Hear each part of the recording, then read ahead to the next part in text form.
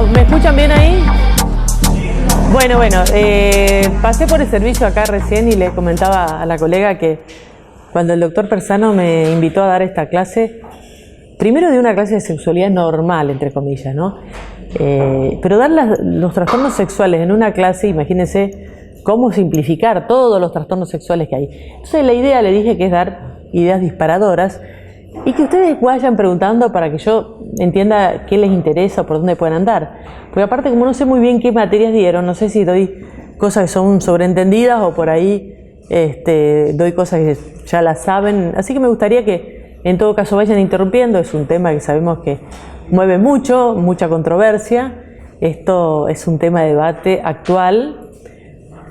La sexualidad sabemos que está muy unida a todos los cambios culturales, con lo cual vamos a ir viendo los cambios últimos, ¿no?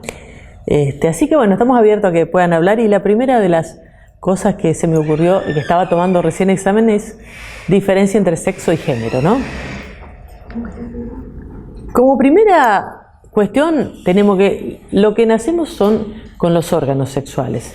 Ahora, la otra cuestión es que la identidad sexual es un proceso. Y es un proceso que se va a ir construyendo a lo largo de toda la vida y que va a involucrar factores psicológicos, sociales y culturales.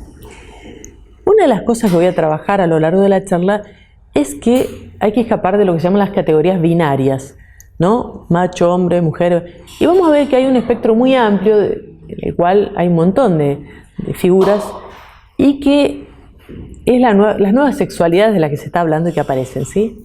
Esto es un libro, saqué de un libro de Helen, que tiene el primer servicio para personas trans en el Hospital Durán y que se van a operar y hacen todos los tratamientos, ¿sí?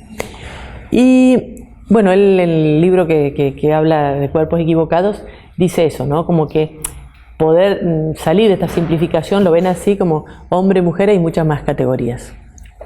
La otra cuestión también es que cuando uno piensa en sexualidad, inmediatamente alude o lo piensa o la asocia con genitalidad. Sabemos que la sexualidad es mucho más amplia, mucho más abarcativa, ¿sí?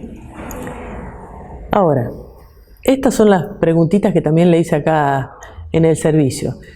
Vamos a tratar de ver todas estas. ¿Tienen alguna idea de qué se trata, las diferencias? Diré algunas, pero hay muchos más términos. A ver qué diferencia hay entre estos términos, qué representan, qué significan. Cualquiera, para empezar a dar lugar, ¿no? Cisexual, para mí sería la persona que se identifica con el género que también es asignado al nacer. Perfecto, sexo biológico con la identidad de género.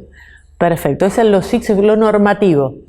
Que, como decía, es muy despectivo para algunos, porque hay muchos grupos que dicen que empezar a poner nombres ya es etiquetar, ya es discriminar. Yo digo, bueno, nosotros venimos de la medicina y los diagnósticos son más bien para poder ayudar a entender de qué se trata y cómo podemos hacer. Pero bueno, ¿todos los demás tienen alguna idea de los otros términos que andan dando vuelta por ahí? Travesti, transexual. Bueno, vamos a tratar de ir viendo a lo largo de la charla, a ver si aprendieron lo que voy a tomar al final. Ahí está entonces la diferencia entre lo que es sexo, género y orientación, y que da lugar a muchas discusiones. Partiendo del primer punto que dice sexo biológico. Lo biológico hace referencia, como decían, a todo lo que es mensurable, a todo lo que es objetivo, ¿sí? Cromosomas, gónadas, caracteres sexuales secundarios, hormonas, ¿sí? Luego viene el género, que es la construcción social, que decíamos, ¿sí? Eso es una construcción social y comúnmente está asociada al sexo biológico, pero puede no estar. La identidad es cómo yo me siento en relación a si me siento hombre, mujer u otra cosa. Luego está cómo me expreso adelante. La expresión de género o el rol de género es cómo nos mostramos. Igual ahora les voy a mostrar una figurita que está en el libro. No sé si está en el libro que sacó el doctor Persano o el libro. Bueno, ahí está la figurita y por ahí ayuda un poquito a entender, porque todas estas variables, primero, como yo les decía, no son binarias y tampoco están correlativas una cosa con la otra. Bueno, una es la expresión de género, decía cómo nos mostramos, y la otra es la orientación, que no tiene nada que ver tampoco con todo lo anterior. ¿Hacia quién nos sentimos atraídos, sí? En esta figura podemos llegar a ver un poquito mejor.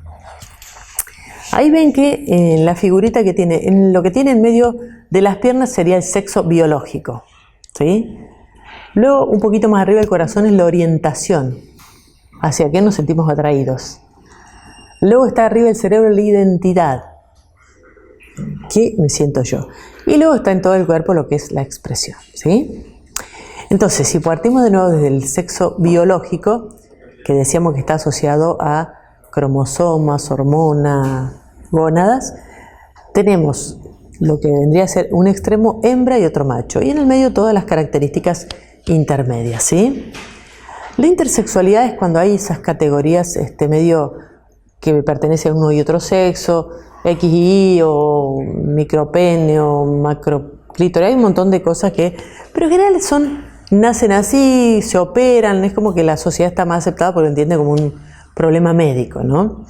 Entonces ese es el sexo biológico. Después está arriba de todo la identidad de género. Ahí es cómo te sentís respecto a vos mismo, en qué forma tu cerebro interpreta que sos. Tu cerebro puede interpretar que sos mujer, hombre o en el medio todas las variables posibles. Ahí está la teoría queer, que es una teoría muy avanzada que reniega de todo lo que sea estas cuestiones y dice que son construcciones sociales, que no existen nada, ¿sí? Hay una fuerte movida, ustedes saben, en torno a eso.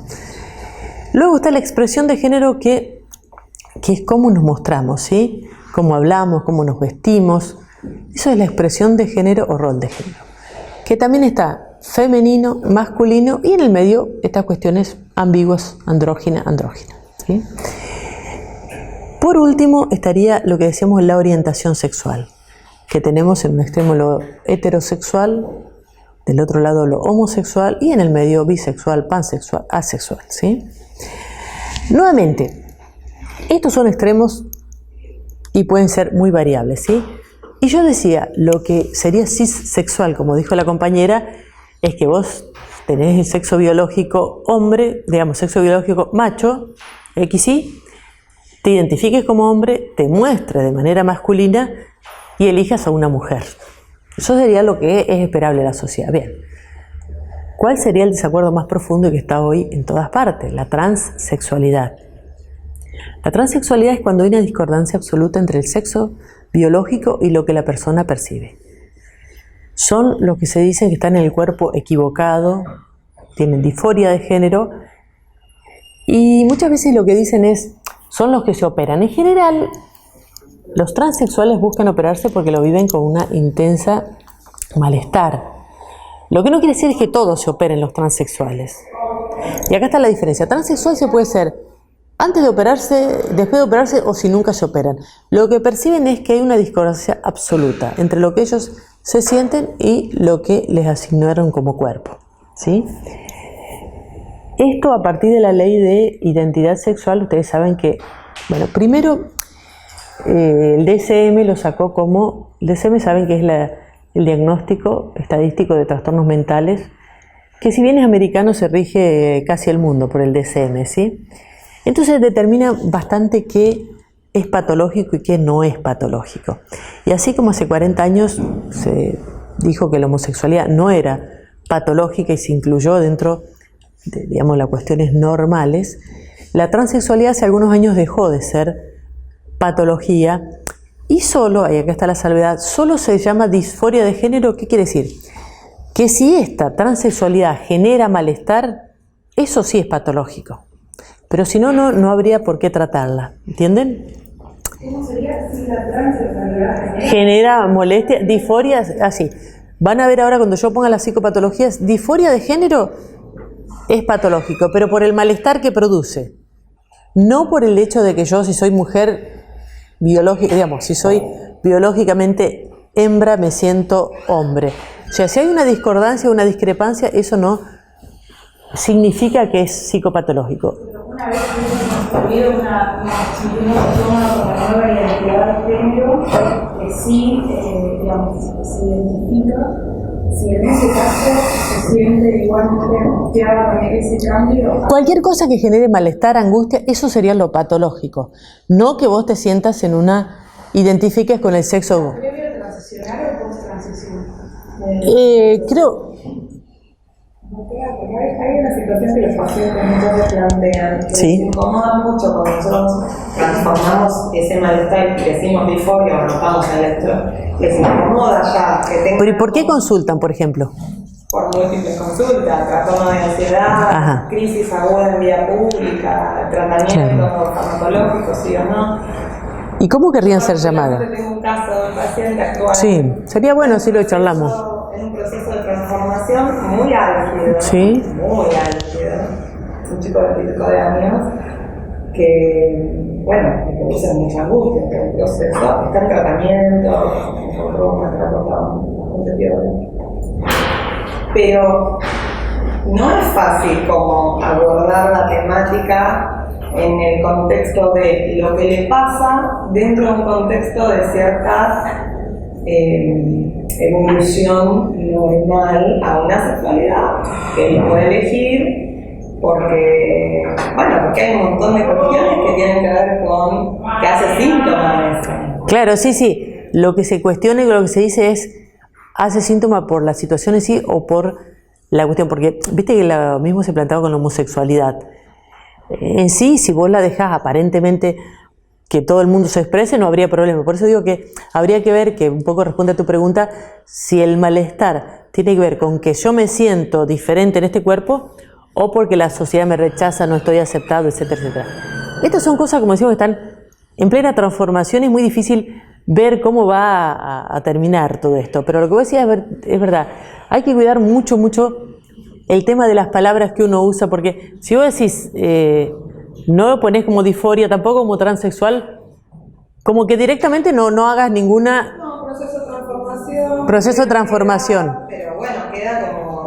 Claro, medio flow. Bueno, son términos que también tenemos que ir acostumbrándonos a usar, a ver qué hacemos, pero estamos y están ustedes en un momento de mucho cambio, como digo, lo que era patología ya no lo es, las leyes que van abriendo también, ¿no? Porque la ley de identidad de género, yo les contaba que estoy en contacto con el doctor Helien, con el que vamos a presentar una charla ahora en el Congreso de Mar del Plata sobre la cuestión transgénero, y lo que él dice que, o sea, permanentemente hace la salvedad que no hay que patologizar, ¿no? Entonces esto, digo, es un cambio que se nos va dando y que todos nosotros, lo que antes veíamos, ahora no lo tenemos que ver como patológico y que tenemos que acompañar esos cambios. Pero bueno, es un tema que despierta aparte muchas reacciones, ¿no? Porque mucha gente dice, no, nada que ver, ¿por qué vamos a tener que gastar recursos en operar? Porque antes todo el proceso de transformación llevaba varios pasos, primero hormonizarse, psicodiagnóstico, ver si se correspondía realmente, después un proceso de prueba en la sociedad, después recién era la cuestión de hormonizar, que hasta cierto punto es reversible, y después ya no es reversible, y después la cirugía. Ahora, como que esta ley de identidad de género, en un hospital público que es el Durán, uno puede decir, bueno, yo no me siento en este cuerpo, se le hace una historia clínica fundamentada, todo eso. Pero no hace falta más que eso, quiero decir, la convicción de que uno pertenece a ese cuerpo y que hay que operarse. Y yo le decía que no todos se operan porque tampoco si una mujer, por ejemplo, se pone, voy a mostrar una foto de una operación, se pone un colgajo, se pone también una prótesis, no siempre es funcional, no es funcional tampoco, no es que ya está, cambio. Y la mujer, el hombre que se transforma en mujer también, vieron que se le saca toda la piel de los escrotos, se hace una invaginación para tratar de mantener sensibilidad, pero no siempre se consigue, o sea, no es que está tampoco tan así que me transformo y ya está. Las operaciones muchas veces son cruentas, no siempre consiguen los resultados deseados. Pero bueno, esto sépanlo, vamos a seguir hablando, porque la transexualidad genera mucho debate, porque es un tema muy actual. Yo les decía que, por ejemplo, uno puede tener un sexo biológico y identificarse con otro, que sería la cuestión de la transexualidad. Ahora, la expresión de género, vieron que hoy estaba pensando en estas cosas, que lo femenino y lo masculino no son roles tan estereotipados, tan pocos, y así como están los metrosexuales, ponete cómoda, decir, los metrosexuales que están aceptados. O sea, antes si alguien se depilaba, se ponía crema, no, es gay. Y sin embargo existe, que son estos roles que no tienen que ser con ser gay, sino que bueno, no se identifican totalmente con este rol tan masculino y pueden aceptar. Hay muchos cambios en este sentido en los hombres. En las mujeres también, estas mujeres que adoptan roles más masculinos. Entonces esto no quiere decir que la expresión implique que no se sientan identificados con su sexo, ¿sí? Y la otra cuestión es la orientación. Uno está acostumbrado a pensar que si un gay es amanerado. Y no, eso es como se expresa. Pero vieron que hay un grupo muy importante de los osos, se llama, que son muy masculinos y son homosexuales. Y ahí también no tiene que ver, no es que se siente mujer él. Sexo biológico, macho, me identifico con ser hombre. ¿Qué orientación? ¿Cómo me muestro? Masculino. ¿Hacia qué me oriento? Hacia otro hombre. Entonces van viendo que las variables son muy de todo tipo, ¿sí? Y ahí es donde decimos, bueno, ¿qué es lo normal? Y no es fácil. Nosotros tenemos que ver como médico por qué nos consulta, ¿sí? Esa es nuestra cuestión. ¿Alguna pregunta hasta acá? Puede ser que en el caso de los travestis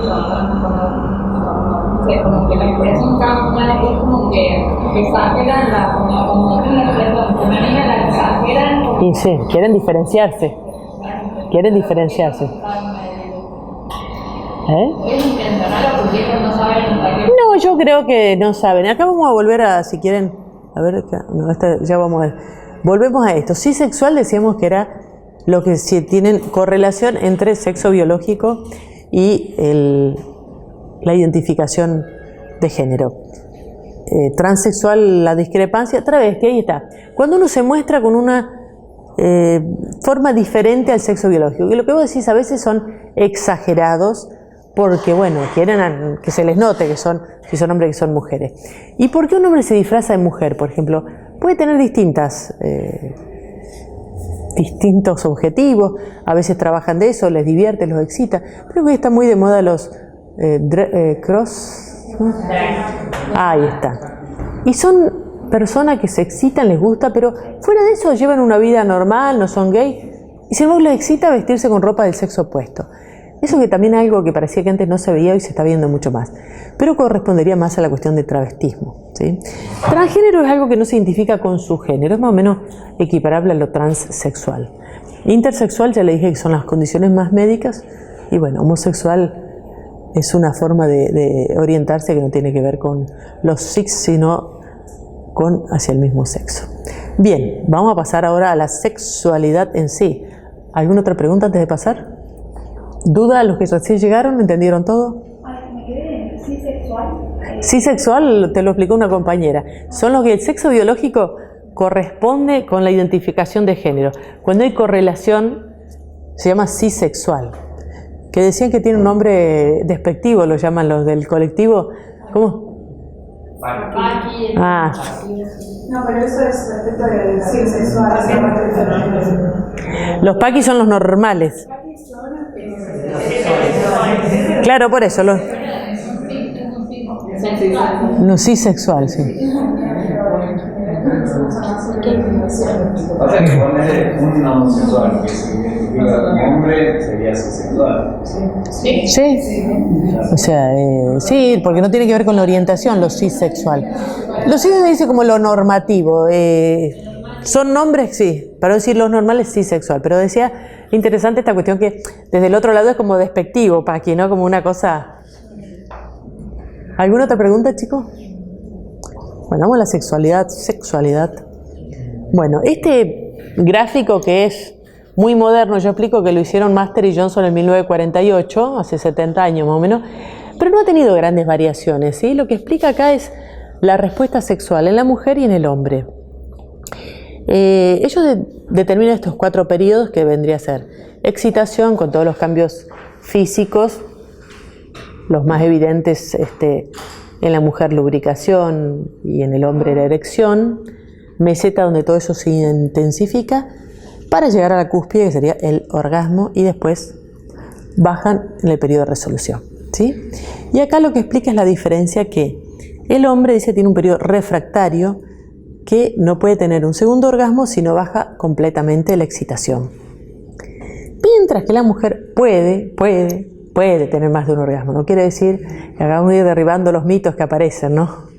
Lo de la mujer multiorgásmica. O sea, La mujer puede tener porque tiene una anatomía diferente, ¿sí?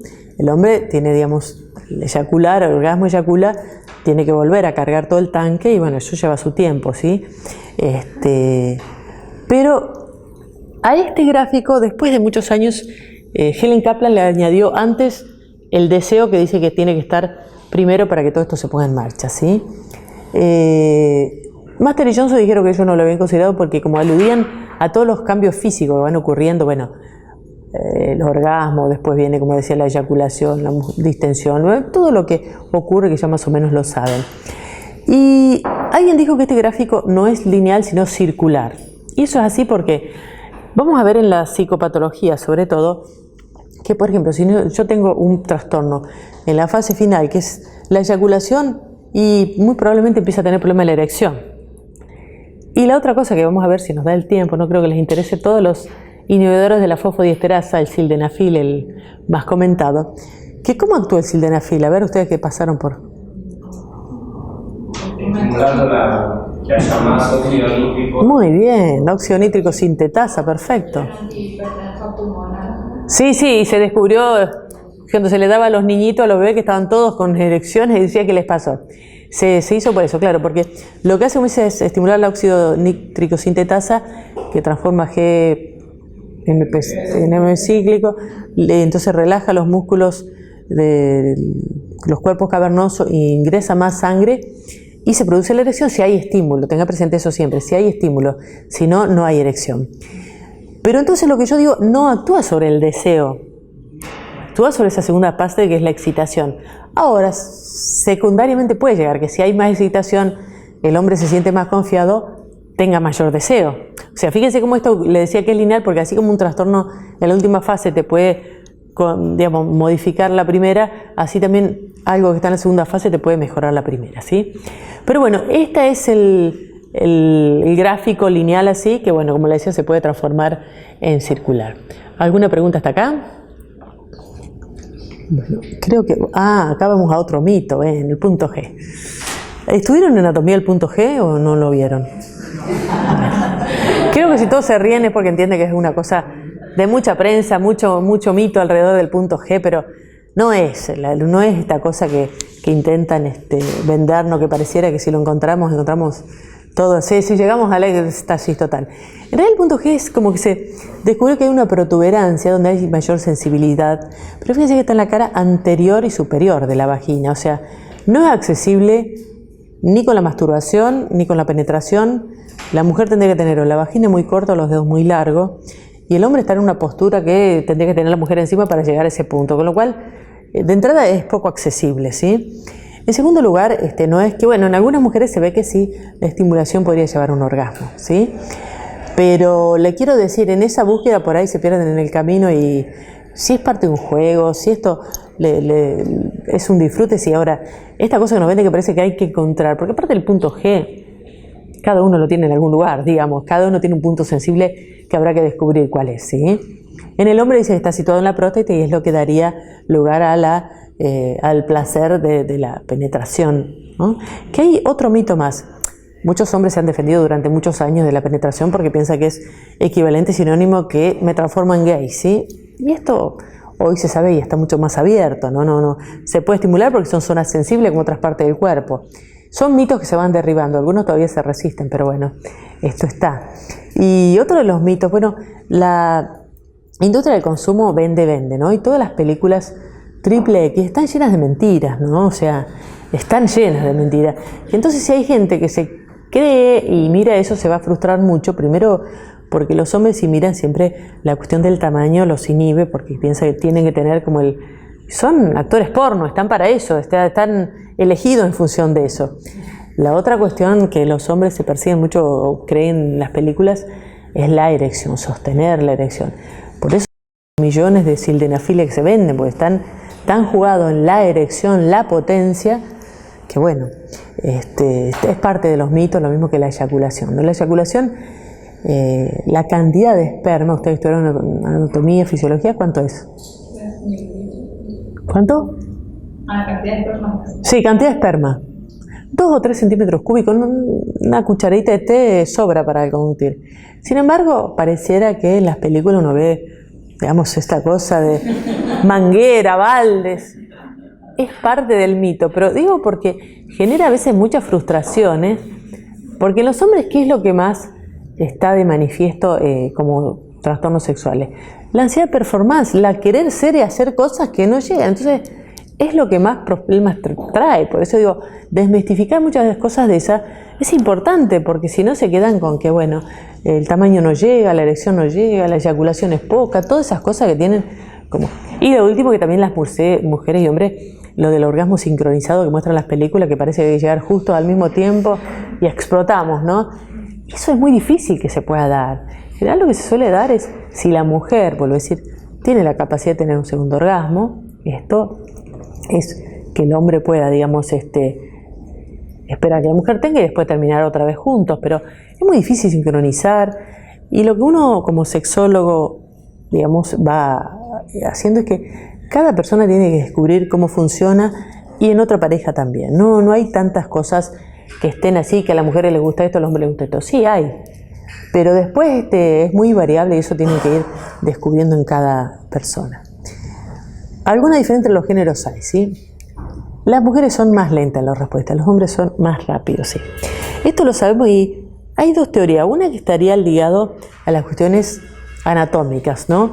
Nuevamente yo les decía que para que haya una excitación, los cambios que se tienen que producir a través de llenar el piso pelviano, irrigación, que haya lubricación, que haya erección del clítoris, bueno, lleva su tiempo. Eso es una explicación. No es lo mismo llenar, digamos, los cuerpos cavernosos que llenar todo lo que implica la vagina, ¿sí? Las paredes. La otra explicación es que tiene que ver más con cuestiones culturales y que puede ser por ese lado. Sea por lo que sea, lo que le digo es que la previa en la mujer es importante, y eso sí sigue manteniéndose a pesar de las diferencias que hoy tratamos de borrar. La mujer siempre requiere de más tiempo, ¿sí? El hombre es más directo, se maneja tipo on-off, prendió, apagó. Y acá está, la mujer hay más variación, los hombres son muy parecidos, tienen mucho más limitado el repertorio, ¿sí? Respecto a los orgasmos, yo le decía que la mujer puede llegar a tener, lo que no quiere decir que si tiene uno solo no tenga satisfacción, no quiere decir que los hombres tengan que buscar que la mujer tenga más, ni que la mujer, sí, las encuentran bien, pero si no, está bien también con uno solo. Los hombres puse habitualmente solo uno, ¿por qué? Porque hay una cantidad de hombres que pueden tener un orgasmo sin tener eyaculación. Es como una práctica, un control que algunos tienen y encuentran que tienen más placer porque, bueno, tienen un orgasmo, no eyaculan y después eyaculan en un segundo orgasmo, ¿sí? Entonces, las mujeres pueden tener múltiples, los hombres habitualmente solo uno, pero sepan que también pueden tener más de uno, ¿sí? De la misma manera en que lo que dice acá, las mujeres tienen orgasmo y los hombres además eyaculan, saben que la mujer también, hay un porcentaje de mujeres que eyaculan, ¿sí? 20, un 30%.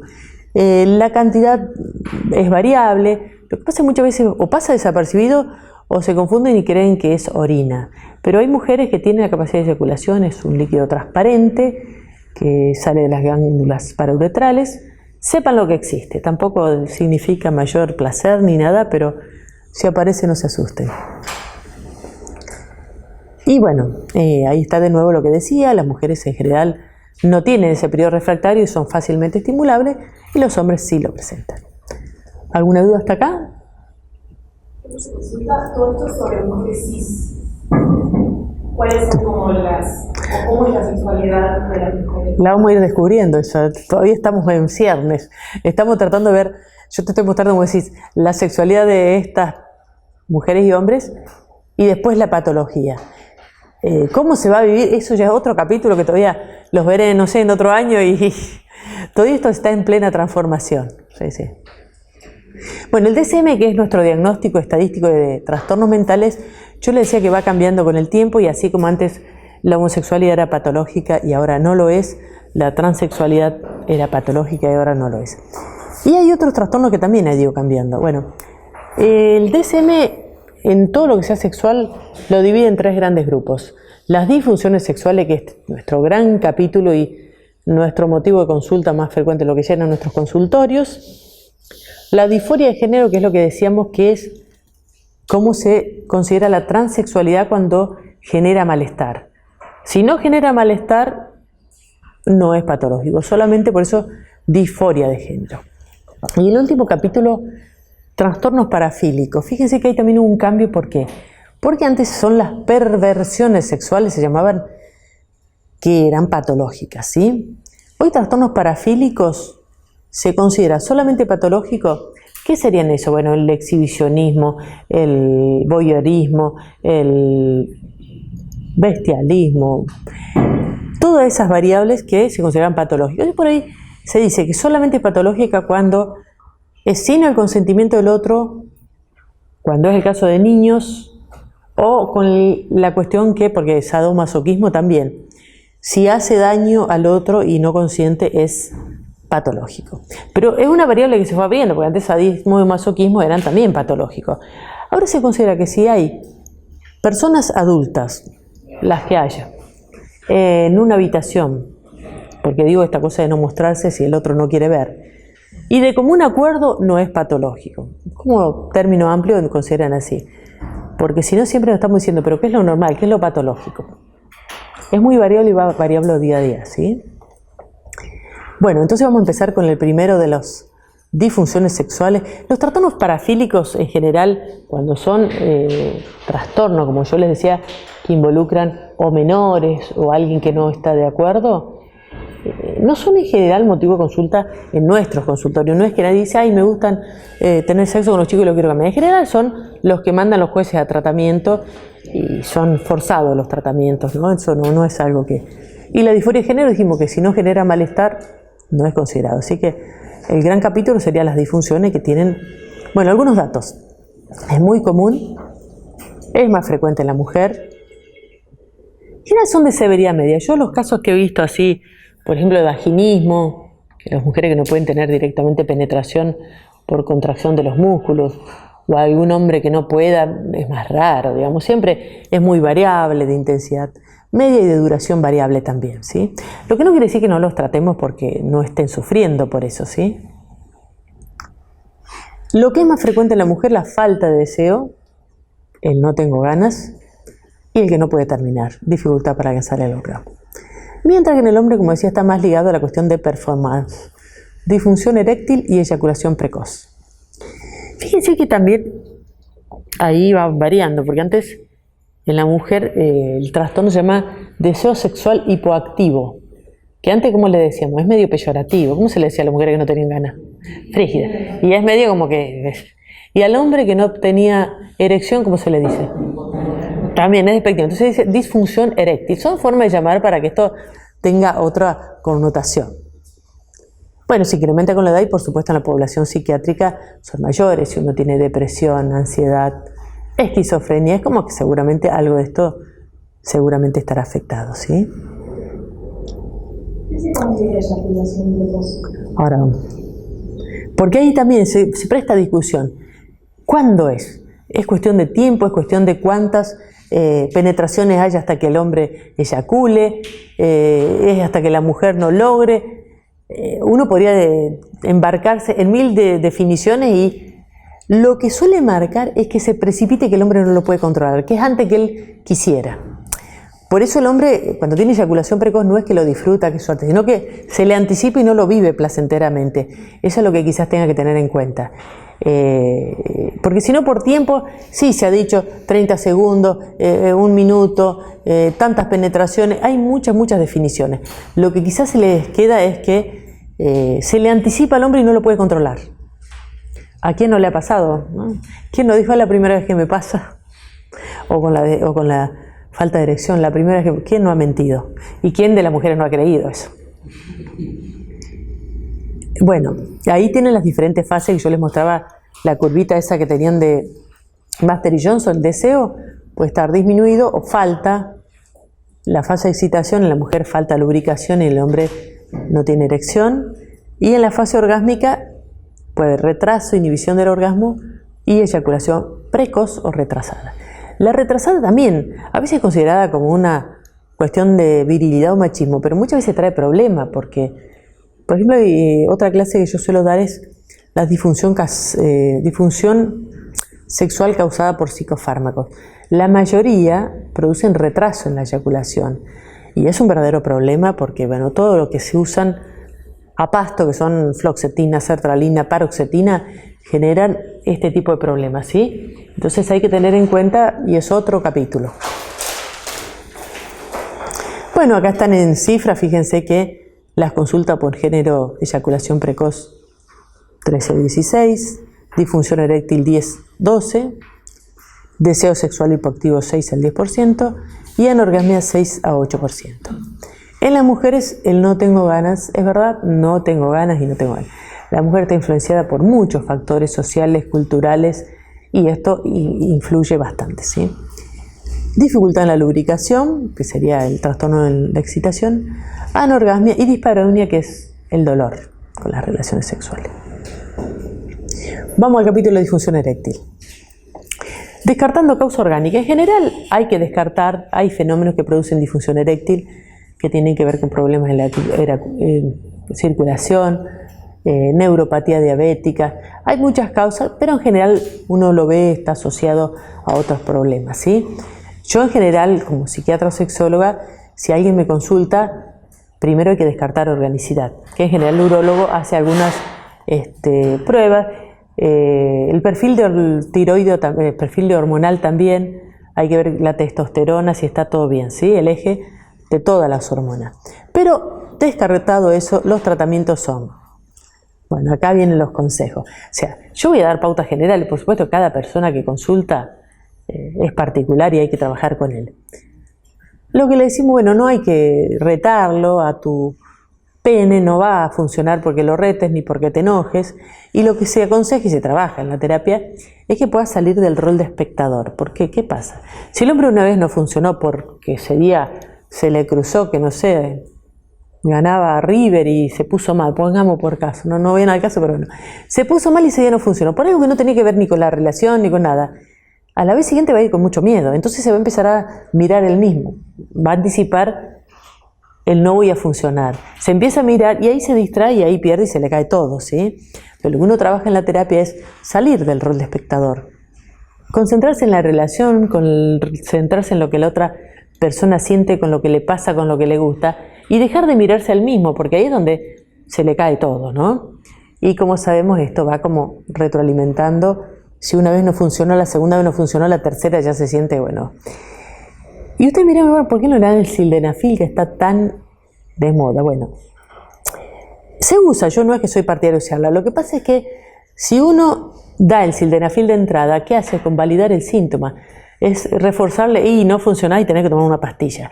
Entonces yo digo, si hay una cuestión que es recreacional, si lo usás porque te gusta, te divierte, no tiene riesgo, eso lo vamos a ver también, el sildenafil, nombre comercial Viagra, el más conocido, no hay riesgo. Entonces muchos jóvenes lo utilizan sin necesidad como una cosa recreativa, ¿sí?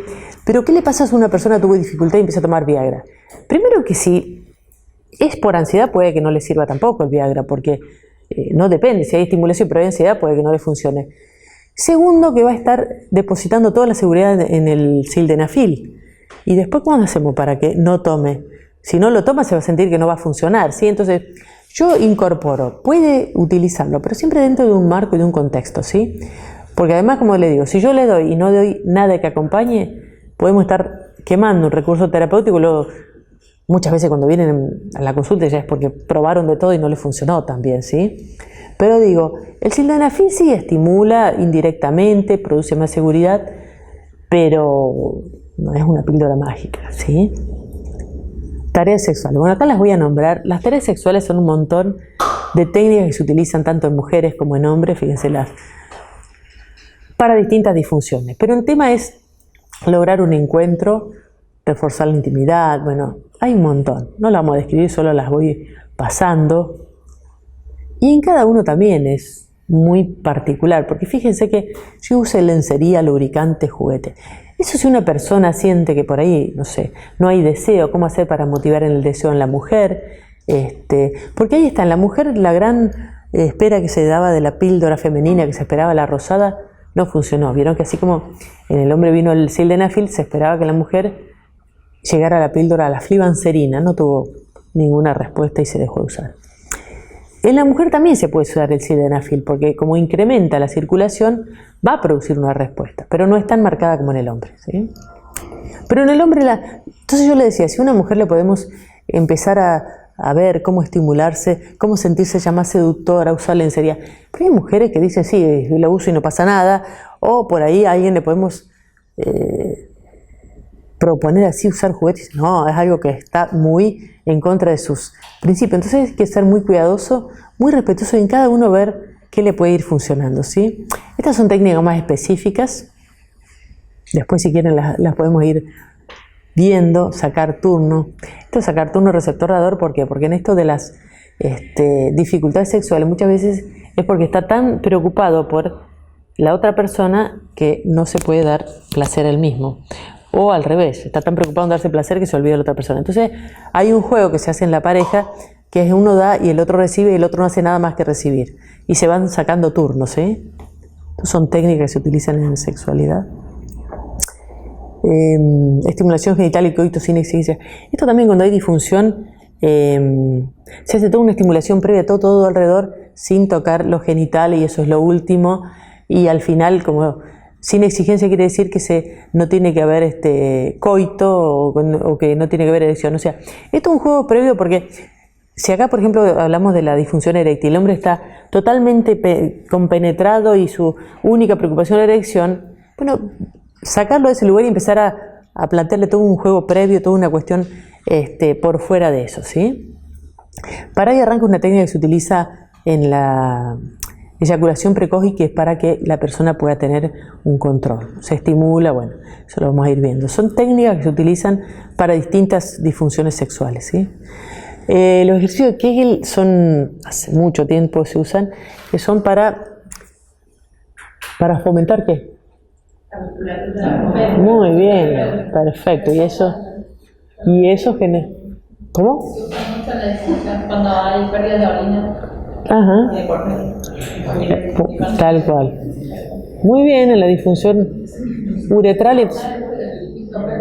Claro, es contraer la musculatura. Primero que también se sepa que hay un músculo ahí que se puede manejar. Entonces se hacen ejercicios para poder contraer y que la mujer pueda tener y el hombre también.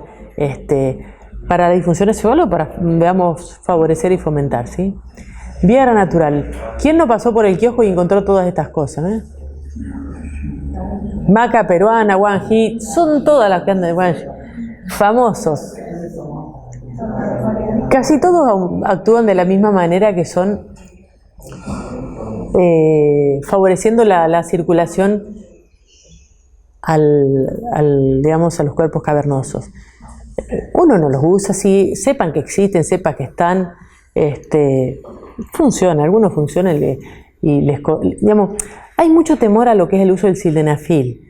Hay mucho mito también de que va a producir un infarto, que va a matar el corazón, y esto no es así. Si justamente, como decía, se usa en la hipertensión pulmonar, es porque produce vasodilatación. Pero quedó para la historia la anécdota del director ese que murió en un hotel transitorio. Lo que pasa es que lo que yo explico es que el sildenafil puede generar que el hombre tenga más ganas y que por ahí se ponga a hacer cosas que normalmente no haría, que es una relación sexual desenfrenada. Entonces, lo que lo puede llegar a matar es el ejercicio desmedido, pero es como que yo me ponga a correr sin estar preparado, es lo mismo. O sea, lo que mató no es la pastilla, ¿sí? Es el impulso de hacer cosas que le dio la pastilla. Y ahora sí vamos al gran capítulo de los inhibidores de la fosfodiesterasa. El Viagra, nombre comercial más famoso, aunque debe haber más de 30 marcas en el mercado, actúa, como ustedes dijeron, a través de la activación del óxido nítrico, favoreciendo, digamos, la relajación de los músculos lisos de los cuerpos cavernosos y permitiendo el mayor ingreso de sangre. Así tenemos erección.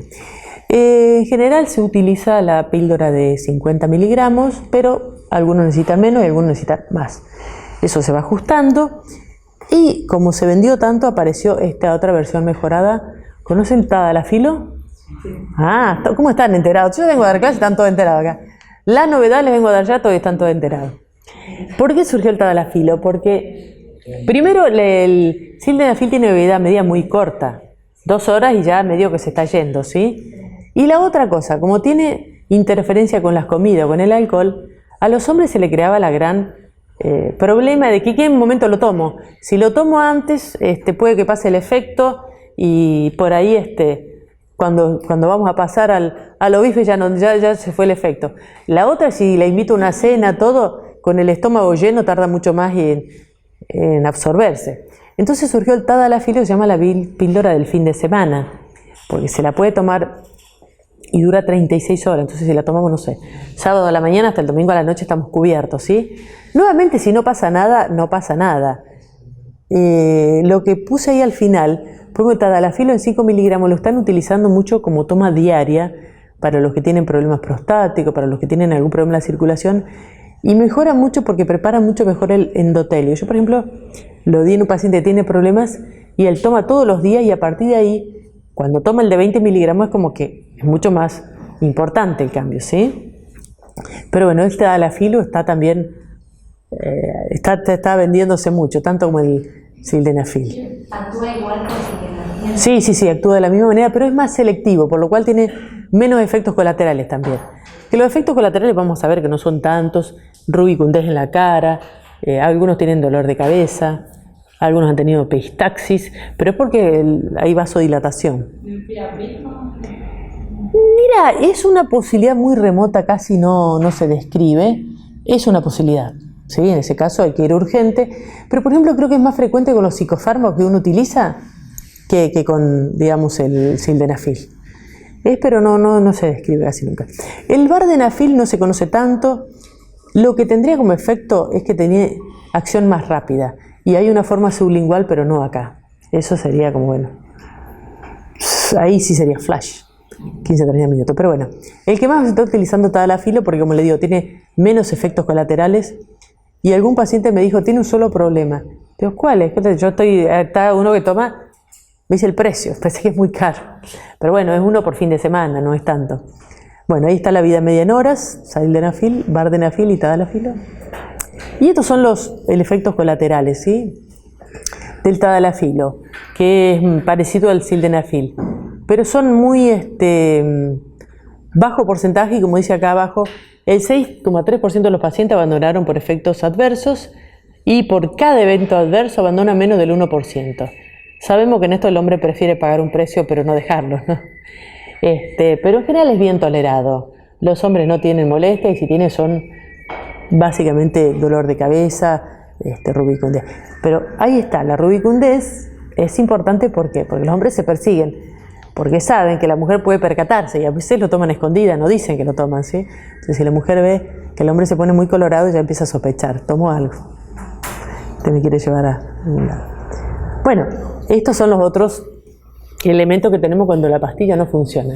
Fíjense, el de la izquierda es fármaco oral, en la izquierda el inyectable. Vieron que cuando no hay respuesta porque hay problemas circulatorios está. Que antes de que aparezca el Viagra, el único recurso era esa, la inyección se inyecta directamente dentro del pene una sustancia vasoactiva. La otra es la bomba al vacío, que es algo que succiona y genera, digamos, circulación en los cuerpos cavernosos. Y por último, el que está a la izquierda, que es implante, que existe. Hay casos que hace que por supuesto no corresponden a los psiquiatras, sino a los urólogos, y acá está en qué consiste. Son esos tubitos que se inyectan en los cuerpos cavernosos, y lo otro que es como una bomba que se disimula en los testículos y por medio del cual se va a insuflar eso. O sea, no está siempre erecto, sino que se insufla cuando se quiere tener erección. ¿Alguna duda de todo lo que hablamos hasta acá? ¿Alguna pregunta? Sabemos que es a los pacientes, a uno nunca le pasan esas cosas. Te pueden preguntar libremente, chicos, ¿eh? Las mujeres preguntaron más, los pocos hombres que hay no preguntaron nada, ¿eh? ¿Cómo funciona eso? No lo entendimos. Se inyecta, sí, es una cosa, una operación. Eso tenés que insuflar. Son como un material que es flexible y que normalmente está como un pene, digamos, que no está rígido. Cuando uno en reposo, ahí está. Entonces cuando vos querés tener una erección, se insuflas con la bombita que está ahí, que se disimula en el testículo, se la coloca. Entonces se insufla como una bombita y se llena de aire y erección. Hay que apretarlo para... Hay que apretarlo. las lesiones medulares. Hay lesiones más complicadas, sí. No, las lesiones medulares en general funcionan con el sildenafil también. Sí, sí. Depende de que dónde fue la Sí, depende de eso, sí.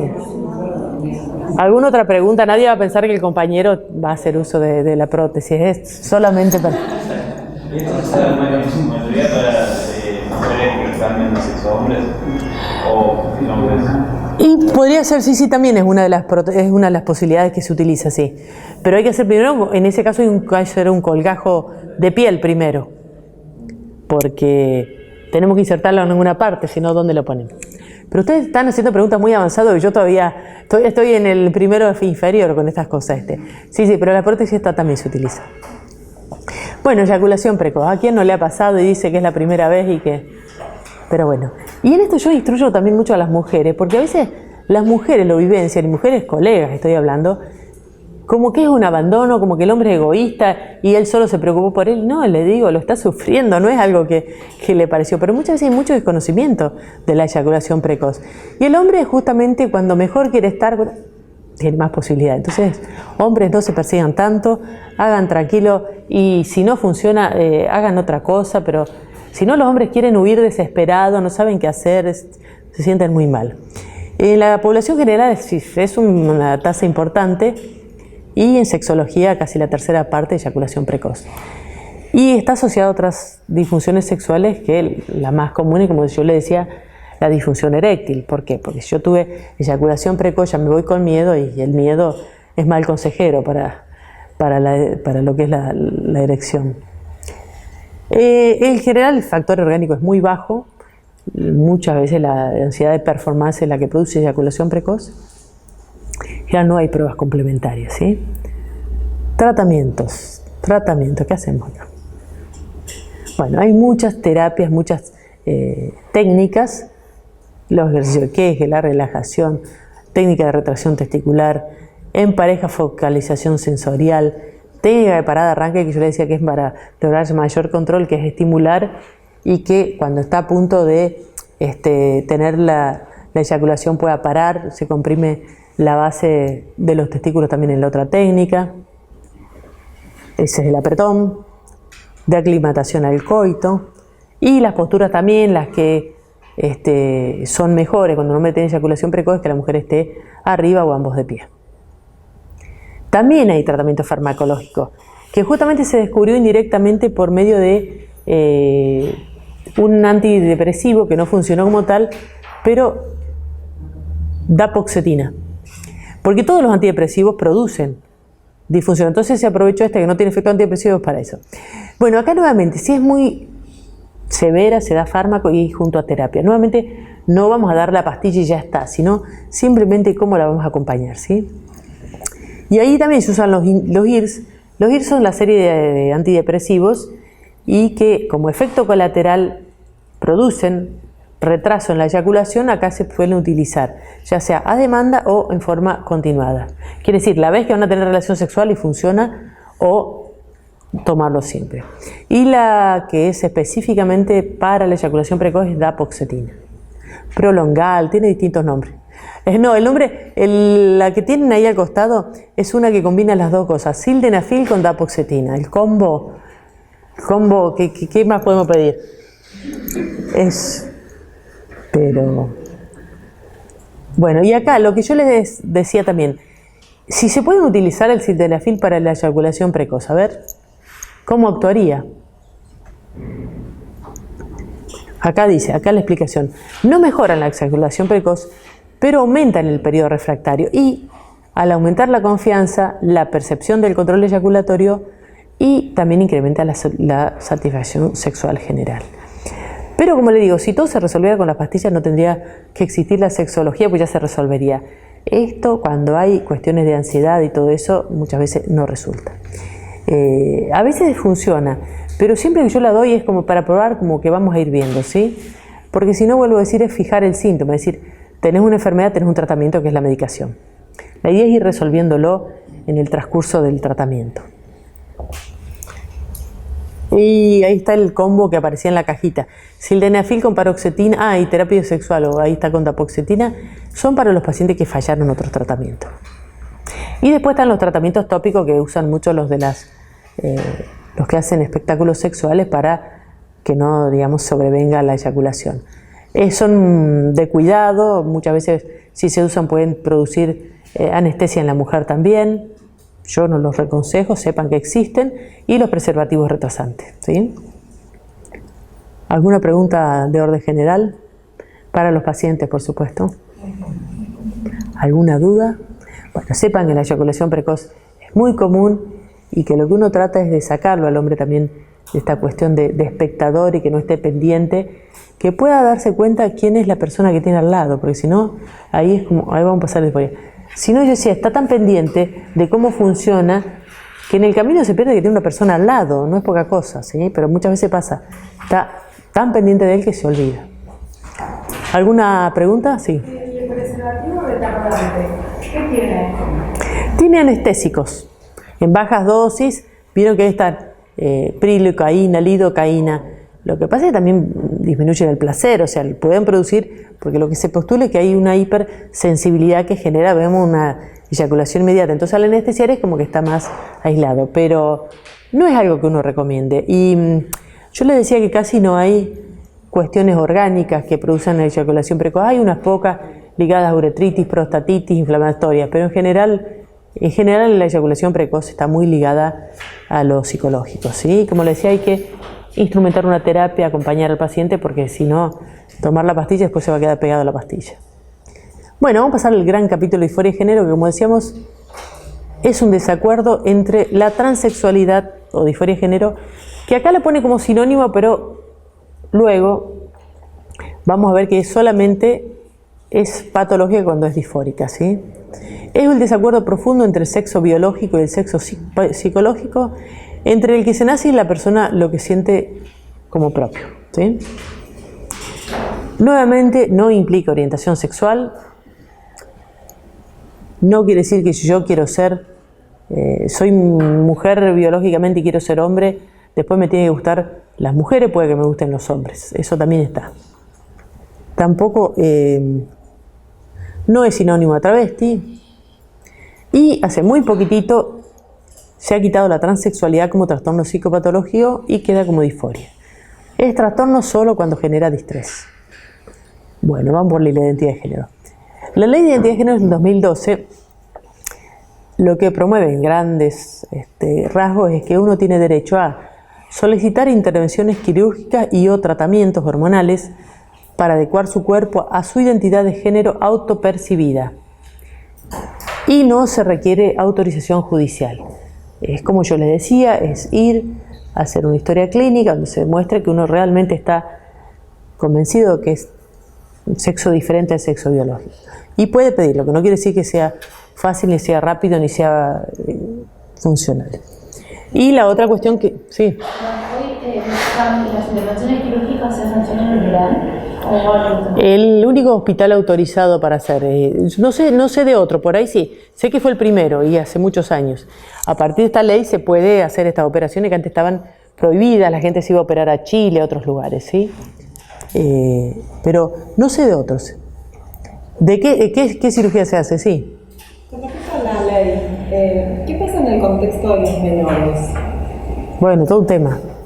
Porque ahí también, no sé cómo es la ley en los menores específicamente, pero sé que es todo un tema porque se dice con los menores no, y lo que plantean los que están a favor de todas estas intervenciones son que dicen que el menor está muy convencido desde muy chiquitito de su identidad y lo que único que hace es forzarlo a desarrollar una sexualidad a la que no se siente cómodo y como que va a terminar a la larga operándose.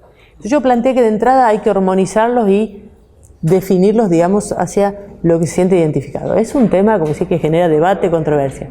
Y para ejemplo tenemos los casos más famosos de el hijo de Brad Pitt y Angelina Jolie, que digamos, bueno, lo visten así. Hay muchos casos de esto, pero este es el más, digamos, conocido porque es famoso, que tiene que ver con, bueno, dejémoslo... ¿Cómo? ¿Está cambiada la identidad? No, lo que pasa es que creo que se adoptó el nombre y se viste como tal. No tuvo tratamiento hormonal ni quirúrgico. Pero lo que muchos postulan es eso, como que hay un baño hormonal que se da o no se da, dentro de la vida intrauterina y que va a ir determinando el baño de testosterona, que va a determinar si ya se va a identificar o no con ese sexo, ¿sí? Y que cuando no se identifica desde chiquitito ya lo siente así. Lo que pasa es que dice que la sociedad y la cultura le ponen al varón el color celeste, le dicen vos sos Jorge, le dicen tenés que jugar con la pelota, con los autitos y tenés que elegir una mujer y te tienen que gustar. Bueno, entonces esto es lo que dice que muchas de las cuestiones disfóricas tienen que ver con que la cultura no acepta. Estoy hablando de movimiento y de cosas. Yo en esto, como decíamos recién en el servicio que estuvimos, ¿dónde estamos parados? Vamos acompañando los cambios. Ustedes fíjense que hasta hace muy poco todo esto era patología. Ahora decimos, no, es normal. ¿Hasta dónde es normal? ¿Hasta dónde los chicos? ¿Cómo es la sexualidad? Son todos cambios que lo iremos incorporando y viendo nosotros. Estamos en este momento en pleno proceso, ¿sí? Pero son cosas que, digamos, ¿en qué va a decantar? ¿Qué va a quedar?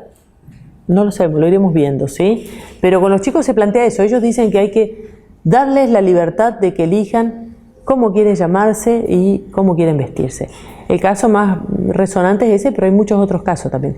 Que los padres dicen, los movimientos estos consideran que es casi una violencia imponer un nombre o una identidad, que eso tiene que ir elegido.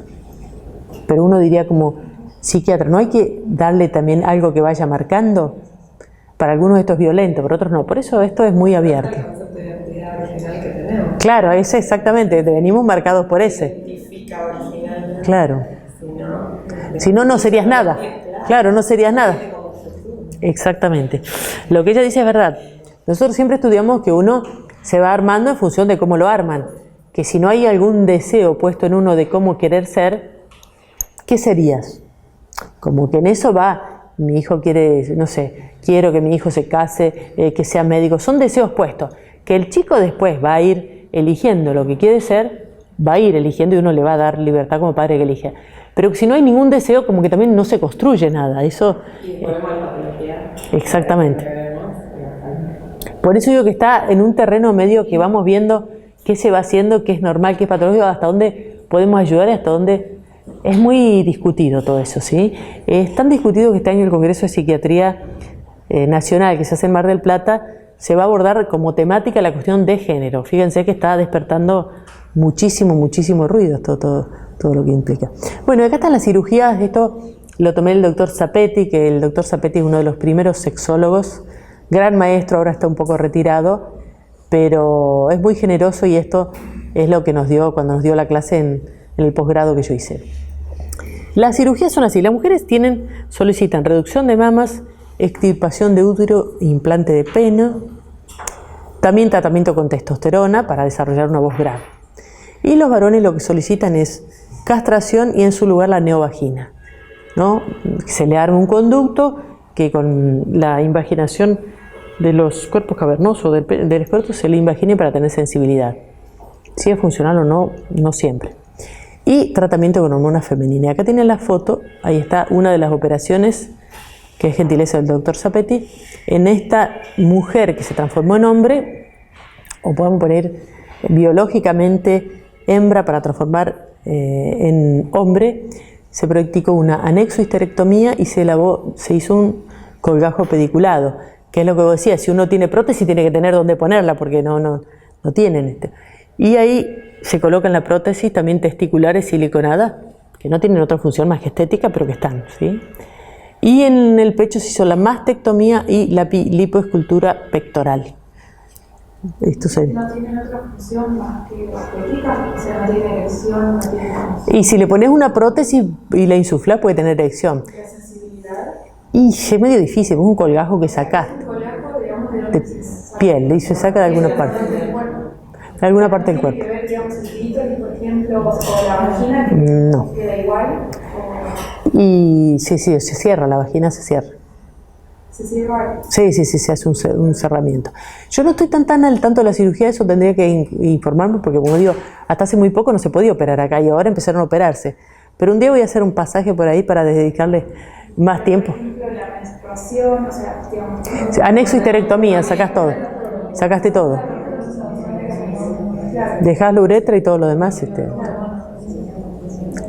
¿Alguna otra duda con respecto a la operación?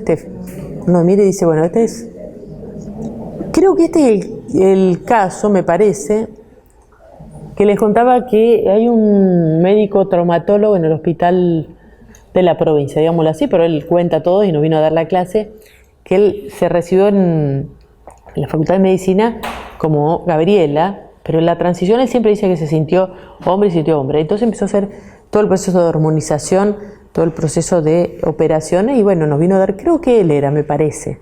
Pues bueno, vino a la clase, tenía realmente barba, pelo en pecho y hasta muy grande fue mujer, o sea, después se hizo la transformación, ¿sí? Y hay mucho ahora con esto de que se puede solicitar y obviamente mucha más cirugía. Conclusión, acabamos de tener.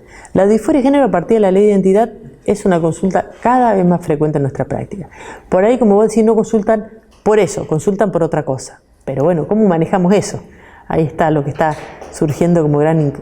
Lo importante es despatologizar y acompañar al paciente. Bueno, a ver, si viene a la consulta, ¿por qué vino? ¿Dónde? ¿Cómo lo podemos acompañar? ¿Sí? Y a veces la consulta es un paso inicial de un largo proceso de reasignación de sexo. Yo tengo un paciente que venía por otra cosa y lo compartimos con un psicólogo, con lo cual tenemos charlas todos los días, porque vino por otra cosa que no tiene nada que ver. Yo a veces hago terapia también y a veces, digamos, yo hago el tratamiento farmacológico y alguien de mi equipo hace la terapia. Y este chico empezó un día a decirme que le gustaba vestirse de mujer. Bueno, yo primero, bueno, vamos a ver, sí, etcétera, etcétera. Después empezó con que, de a poquitito también, quiere que la llamen en terapia Valeria y que la trate como si fuera una mujer. Y va haciendo paso a paso sucesivo. Y con el psicólogo estamos viendo también de qué se trata y cómo manejar esto, ¿no? Porque no es que decimos, liberate, porque también esto hacia dónde nos lleva o qué tipo de cuadro puede haber de fondo, ¿no? Esto permanentemente, lo charlamos porque es alguien del equipo y permanentemente estamos diciendo, bueno, y ahora se querrá hormonizar, querrá operarse. ¿Hacia dónde va a ir? No lo sabemos todavía. Pero como consulta aparece cada vez con más frecuencia, por ahí por otros temas o por ahí por la misma transexualidad. Y a veces el motivo de consulta es la angustia por falta de contención familiar o por profesionales que consultan. Sabemos que hay gente muy cerrada y hay gente que hay maltratado también muchísimo a esta gente, ¿sí? Entonces también tenemos que estar presentes para poder acompañar y poder decir, bueno, no, a ver, tiene derecho a... Bueno, algo más, porque ahora vamos a hacer el último capítulo de las parafilias, que yo les decía que no son tan frecuentes en la práctica porque no vienen a tratarse. En general son pacientes que están con intervención judicial y los mandan a tratamiento, ¿sí? De lo anterior, ¿alguna duda, pregunta? Bueno, parafilia yo le decía que antes se llamaba perversiones sexuales y como tiene esta connotación tan negativa, se llamaba parafilia, que es para al lado, filia es amor. Son intensas fantasías sexuales excitatorias, impulsos o conductas sexuales que engloban objetos no humanos para la satisfacción sexual, el sufrimiento o humillación de uno o de la pareja, ¿no? Masoquismo, sadismo. Niños u otra persona que no consienten. Y trastornos parafílicos serían las parafilias que causan malestar o a la persona afectada o cuya satisfacción implica daño a terceras personas. O sea, lo que le dice es la diferenciación. Primero la descripción de lo que es la parafilia y lo otro que sería cuando es patológico, ¿sí? Y ahí nuevamente vamos a entrar en un tema más complicado. Hay muchos movimientos de parafílicos que dicen por qué ellos no tienen derecho. ¿Por qué, por ejemplo, no podrían solamente consumir material, que es lo que ellos dicen? Porque dicen que material porno que está súper encriptado, pero el que quiere encontrar, encuentra. Porque vieron que hay que entrar, no sé por dónde se encuentra, van como entrando a un servidor, otro servidor, así. Bueno, dicen que material sexual pedofílico ya hay, que no necesitarían hacer más. ¿Que por qué no tendrían derecho? Y hay otro que postula una postura mucho más fuerte, que si los chicos deciden y eligen, ¿por qué no darles? Si así como dicen, se les tiene que respetar la identidad sexual, ¿por qué no elegir que si ellos quieren estar y tener sexualidad con alguien grande podrían tener? Bueno, esos son terrenos mucho más cenagosos, pantanosos y vamos a ir viendo en qué concluye. Pero digo, así como hubo movimientos gay que lograron que se despatologizara la homosexualidad, hubo movimientos de transexuales que también... hay otros movimientos que uno decía, no, eso no se podía... Y no lo sabemos qué pueda salir el día de mañana, ¿no? Son cosas como mucho. El concepto de consentimiento, Y el como en concepto. profundidad. Sí. De qué momento de la vida Uno puede. se puede considerar. Por eso, pero fíjate que en ese terreno también es discusión porque vos decís, hay que respetar si el nene dice que es una nena y hay que respetarlo. Y si el nene dice yo quiero tener relaciones, ¿por qué no hay que respetar? Entonces es que es muy complicado, porque nosotros sabemos las causas del abuso que se arrastran, son casos de abuso que han tenido, que no ha llegado ni siquiera a penetración, sino solo se arrastran toda la vida. Muchas veces nosotros tenemos trastornos, muchos de los trastornos borderline tienen que ver con situaciones de abuso infantil, que siempre sabemos que son perpetrados por los más allegados, en general el tío, siempre hay uno cerca. Entonces, eso sabemos que causa trastorno, pero El tema de la maduración sexual, ¿el tema de qué? de la maduración sexual. Sí, también. La maduración sexual, o sea, también el estímulo, sí, el estímulo, sí. Tal cual. Bueno, según los objetos, acá tenemos toda la cuestión que podemos tener: exhibicionismo, fetichismo, froterismo. Bueno, ¿quién no viajó en el...? Yo viajé en el Sarmiento. No sé, habrá tantas perversiones, pero donde te corrías para un lado te agarraban del otro. Bueno, hoy por hoy yo estoy viendo que también eso está como mucho más defendida. Antes parecía que si uno se quejaba porque te apoyaban, eras la loca. Y hoy por hoy se filman y he visto verdaderos problemas cuando se filman los hombres. Claro, te apoyaban, te mostraban en el colectivo. ¿Por qué? ¿Qué hace? Ahora vamos a ver. Las personas que tienen este trastorno están buscando el lugar o la manera, ¿sí? Pedofilia, eso es lo que es más. Masoquismo, sadismo y travestismo, fetichismo transvestista, ¿sí? Y voyeurismo, que es observar. Son parafílicos, o sea, hay muchos ahí Que ya son trastornos parafílicos, sí, por eso, según el objeto de interés puse. ¿Cómo? el fetichismo, el travestismo, Si no molesta, no es trastorno. pero molestar a quién, por ejemplo. Tenemos que la consulta es por trastorno. O sea, si la persona ya lo está haciendo, Pero al revés, cuando consulta porque tiene un trastorno, igual lo hace como síntomas. No porque lo hace y en todo caso eso le da placer. Cuando consulta por una situación angustiosa. si una persona, Sí, estos son los... por ejemplo, pero consulta porque eso la misteria, porque lo hace. Y bueno, Porque no puedes dejar de hacerlo. Mira, acá viene un poquitito lo que vos preguntás, porque acá lo que dice, la característica en general, el parafílico no busca placer, sino huir de un dolor psicológico. Y en general, el individuo está muy atento a los estímulos parafílicos, ¿sí? Puede buscar una profesión, un hobby para estar en contacto con los estímulos deseados. Bueno, sabemos lo que pasa con los docentes, con muchos religiosos, se buscan estar cerca de los chicos. Eso es una cosa que cada día se presta más atención. Pues ahora estás hablando de trastorno, no de parafilia. Acá se mezcla mucho porque esto de lo que es trastorno ha sido trastorno psicopatológico de hace muy poco. Acá sí estamos hablando más de trastorno, ¿sí? Pero vuelvo a decirte, el límite entre lo que es trastorno, lo que es legal, lo que es ilegal, es muy controvertido. Si vos, por ejemplo, te gusta una cosa, pero no molestás a nadie y lo mantenés todo, ¿quién te va a decir que es un trastorno? Como decir, si consultás porque esto te genera angustia, malestar, ahí vamos a ver, ¿sí? Porque el problema, como dice ahí, el problema muchas veces está el problema que le trae esa conducta, ¿sí? O tienen culpa, vergüenza, depresión por una actividad sexual que es inaceptada. Ahí es donde puede hacer la consulta, ¿sí? Donde esto le genera malestar por algo del entorno. Pero nuevamente lo que es privado, lo que es del entorno, tampoco tiene a veces muchas características. Bueno, hasta acá llegamos, está en un límite muy finito muchas veces. Bueno, no son contagiosas, tampoco se relacionan con la orientación sexual. Y nuevamente son conducta, no confundir con fantasía. Todo lo que puede estar dentro de la cabeza de uno, absolutamente respetable. Y esto es muy interesante porque muchas veces cuando uno trabaja con las mujeres que tienen deseo sexual hipoactivo, o llamémosle frigidez en otro momento, y uno las puede incentivar a que puedan fantasear. Ella siente que no, la fantasía ya es como que lo están haciendo, no, la fantasía está en la cabeza de todo, es un complemento de la realidad. Sabemos que la realidad siempre tiene sus límites, no tiene todo lo que uno quisiera. Entonces, la fantasía como forma de complementar la realidad, no de sustituirla, ¿sí? Si yo estoy con mi esposo, pero creo que es Brad Pitt, no es que yo lo quiero que Brad Pitt esté acá conmigo, sino lo disfrazo de tal manera que esto me parezca así. Todos tenemos fantasía, esto es natural. Lacan, que es un psicoanalista francés, decía que en la cama siempre hay 4, porque están uno el otro y las fantasías de cada uno, ¿sí? Y las fantasías pueden ser de lo más variadas. No quiere decir que esto se tenga que llevar a la realidad, algunas pueden ser, algunas no, pero la fantasía como complemento de la sexualidad juega un rol muy, muy importante, ¿sí?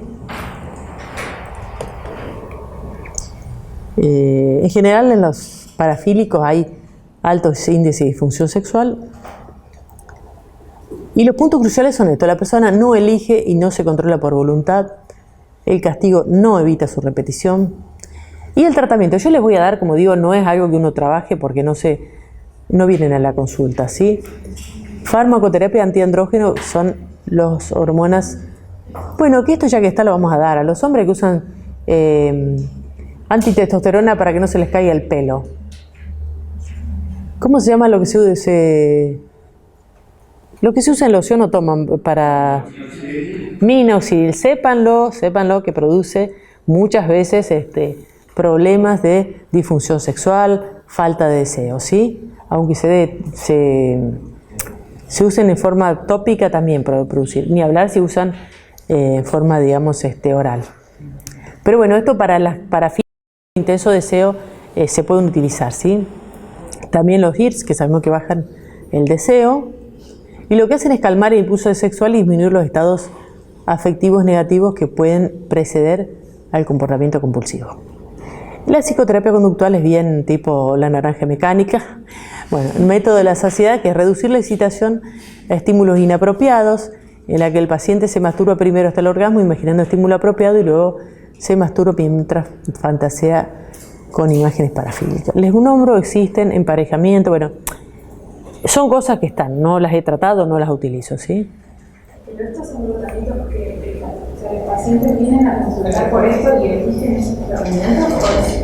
Mira, uno le tiene que ofrecer los tratamientos disponibles, ¿sí? Por eso que en general el paciente no suele elegir, yo vengo porque me gusta frotarme en el sarmiento cuando voy y me ligué varias piñas, por ejemplo, ¿viste? Puede ser también. En general, cuando llegan es porque hubo una intervención judicial y los mandan a tratamiento. Por eso digo que los que trabajen en cárceles lo van a tener, pero no es algo que uno se encuentre con eso en la práctica cotidiana, ¿sí? ¿Alguna otra duda respecto a los grandes?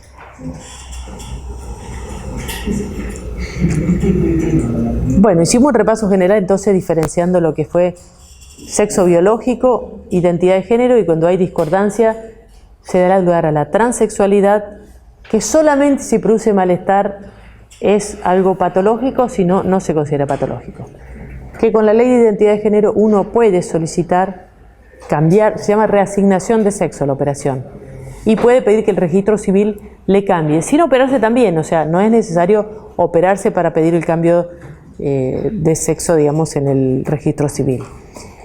Estas serían todas las variantes, y como decíamos, no considerar las categorías binarias hombre, mujer, macho y hembra, sino extremos de un continuum. En el medio puede haber muchas cuestiones y discordancia entre cada una de esas categorías, que uno puede ser biológicamente macho, sentirse mujer, elegir un hombre o elegir una mujer. Todas las variables son posibles. ¿Alguna otra duda? El sildenafil es el fármaco más utilizado. Sépanlo, no trae problemas más que molestias así. Se puede utilizar, pero yo prefiero, si lo doy, acompañarlo con alguien, porque si no, sería muy fácil. Eso, ¿sí? Bueno, ninguna otra duda, entonces los veré allá.